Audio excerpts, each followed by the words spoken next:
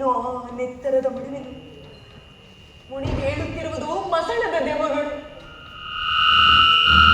ಇಲ್ಲ ಇಲ್ಲ ಇಲ್ಲ, ನನ್ನ ಗಂಡನ ರಕ್ತವನ್ನೆಲ್ಲ ಕುಡಿದಿರುವಳು ಈ ಭೂಮಿ ತಾಯಿ.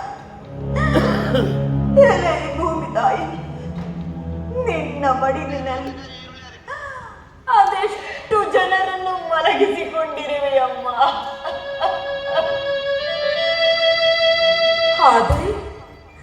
ಆದರೆ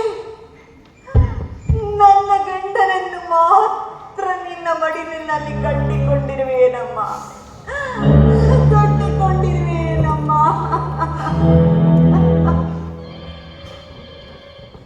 ಇದೇನು ಹುಚ್ಚು ಉತ್ತರೆ? ಮಂದೆ ಏನಮ್ಮ ಅತ್ತೆ?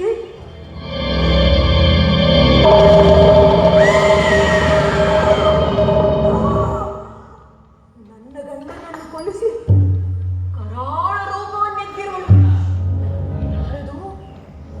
ದ್ರೌಪದಿ.